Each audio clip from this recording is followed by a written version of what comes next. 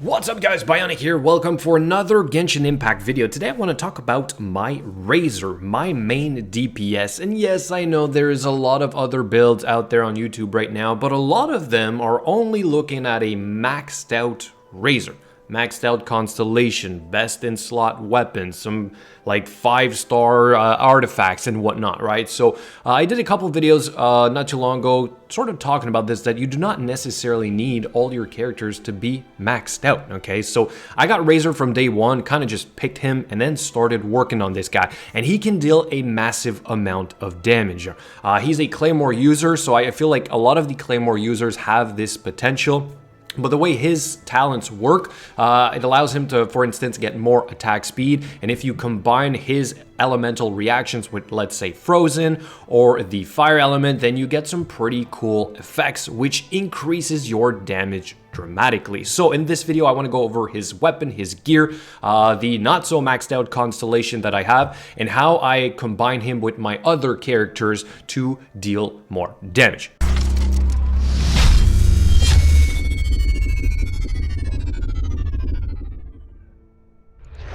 So if you're like me and you haven't really been lucky with the gotcha element, you haven't gotten your best Claymore so far, chances are you're going to be using this one right here, which is called the Prototype Eminence. And the Prototype Eminence is forged, and that means that you can also get a couple more copies, maybe a little bit easier than the rest of the weapons in this game. And so you get some of these from either the Liu shop, I believe you can only get one from there if I'm not mistaken, or you can get some from the domains or the main bosses if I'm not mistaken. Sort of like Storm Terror right here has a chance of dropping this little piece right here called a Northlander Claymore Prototype, which is used to craft Claymores, Prototype Eminence being one of them, okay?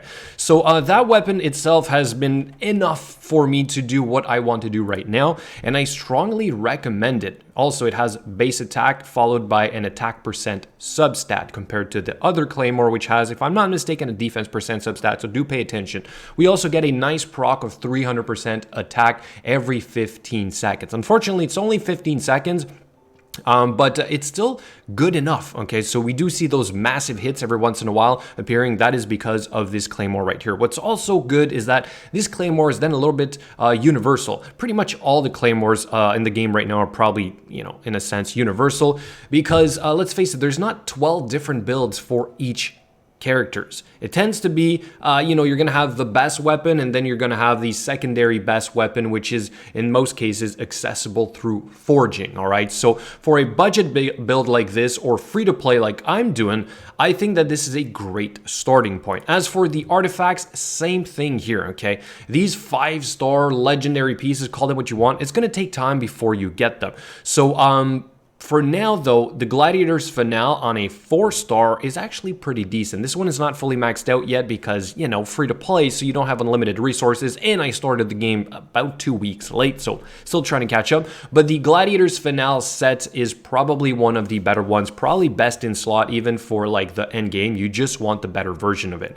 You're also looking for like attack, crit damage, attack percent being a little bit more important. Crit rate would also be quite nice. The flower is always HP flat stat. The plume is always attack as well. Same thing here, crit damage. Elemental mastery, I wouldn't worry too much about it. I don't think that Razor shines with elemental damage.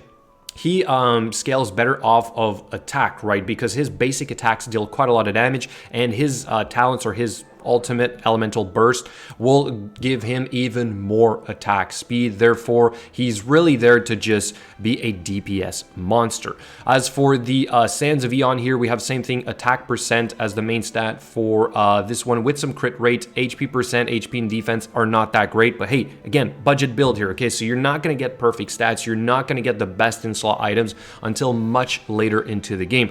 For instance, I got a 5-star right here, and then it's defense percent. Okay, so it doesn't quite work for this guy. As for the Goblet, we've got attack percent main as well. We do have some energy recharge in there, and then the rest is not that great. Okay, HP, attack, and defense. But again, you know, it's going to take some time. This might be a little bit better. I haven't tested it yet, but it's physical damage bonus, which would scale pretty well with his auto attacks. So we'll see. Maybe I'll give this a shot once it's maxed out.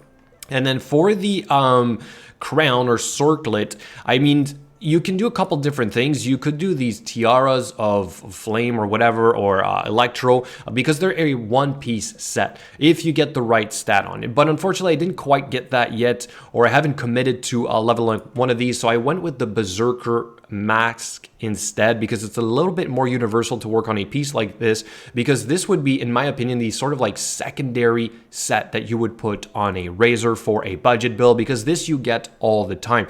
And this one happened to have some crit rate. I worked on it very early on, so I'm still trying to reuse it as much as I can because it has crit damage on it. And before I get a better version, like let's say 4-star or even a 5-star, I don't even know if you can get 5-star Berserker stuff, but let's say that would be down the road. And then I can switch this around to a different character. You can also work on another set that I found quite interesting. It's called this one right here, the Bloodstained Chevalier's Goblet. And so if you have the right main stat, it does have a very interesting two-piece set, which is physical damage bonus. But in my opinion, I think the overall attack percent two-stat bonus is a little bit better. You could also do two-piece Gladiator's Finale, then you could do two-piece Gladiator or Berserkers, sorry, so then you would get an extra 12% crit rate. And what you're really looking for is just overall better stats, right? So my attack is, I'll say low compared to what I've seen on YouTube so far, but then again, I'm only adventure rank 36 or so, and again, this is all free to play with only the resin and fragile resin that we generate from within the game, and playing about 2 weeks late. As for crit rate, I mean, it's pretty low-ish overall, right? So this would need to be improved, but again, I don't think that for progressing it's needed, at least not for now. The best gear or artifacts will come in the long run. So for this budget so-called build, it is working out just fine. And here's my constellation, literally nothing done, because I don't get extra copies of these characters because I'm not going crazy on the gacha element of the game. I'm just using whatever I got, trying to progress with that. And it is working, okay? Spiral Abyss is probably where we would, like sort of really compare your damage. I'm currently on floor 5, chamber 1, because I got to do a second team. Not quite there yet, okay? And until I get that done, then I can't really progress, but it certainly isn't this character here who's limited in terms of potential. It's really just my secondary DPS that I need to work on. As for the talents, all 3 of them are level 5 right now. I think I could do level 6 at this ascension level, but it's going to take a while before I get extra copies, before I could push this up even higher. So for now, this is going to be it. I'm going to say again, good enough for all the content in the game at this point, right? I am also working on Xiangling. I'll mention her real quick because she would sort of like allow me to progress in the Spiral Abyss. She's my secondary DPS right now. Also working on the Forged polearm for her, so a little tip there for you guys. Then when it comes to the team, I am using Kea, Barbara, and Amber. I love the Kea and Razor combo because we get the Superconduct element. And in case you guys have not noticed, his damage will scale off of the Overload, Superconduct, Electrocharge, and Shattered, and Swirl a little bit more than it does, I believe, the Vaporize and Melt, right? If I understand correctly. So the Superconduct, this will reduce the enemy's defense by 40% for like 8 or 9 seconds or something of the sort. So you really want to maximize that as much as you can. And a good thing is that Kea has a 6-second cooldown on his elemental skill, right? So you can easily cycle into this. And as you saw in the beginning, you can also use his elemental burst to carry over to your Razor, and effectively with your Razor's ult giving you sort of like Superconduct all the time, so it's boosting your damage tremendously. Another thing to point out is that if you really want to get more damage out of this guy, of course you've got to use some food, okay? And for the tougher boss fights, then this one right here is probably the best that we have right now, or at least that I have. Increases our attack by 372. This is massive, right? It's gonna boost up your stats by quite a bit, and if we look right now, that would put me at about almost 2,000 attack, okay? So put that to good use, all right? Because I mean, if you wanna deal more damage and get those big numbers, you got to put everything you can on your side, right? As for the weapon on Kea, I'm using this one as I believe it does carry over to the next character, but this Skyrider sword, when you use his ultimate, okay, so the elemental burst, this will carry over an extra 12% damage to your Razor.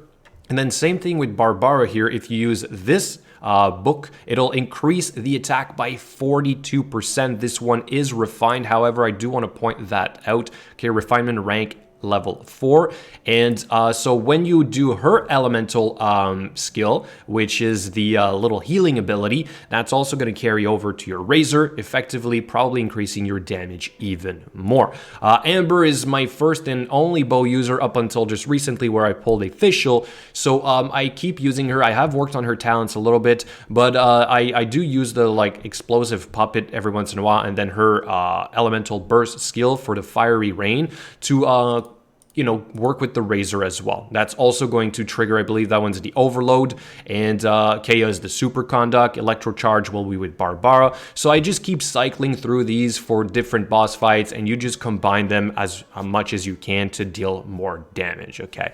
So guys, that's pretty much it. My Razor build for the time being as free to play in Genshin Impact. I want to know what you guys think, and again, I get it, this is not sort of like, you know, the best, right? You've seen those $5,000 accounts already with, you know, maxed out characters. I'm not trying to compete with that. Instead, I'm trying to show you guys that you can still progress in this game. Adventure rank 36 so far. Nothing has been really hard for me, and I've been getting by with this Razor, okay? Let me know what you think in the comments below. As always, thank you so much for watching, and I will catch you later.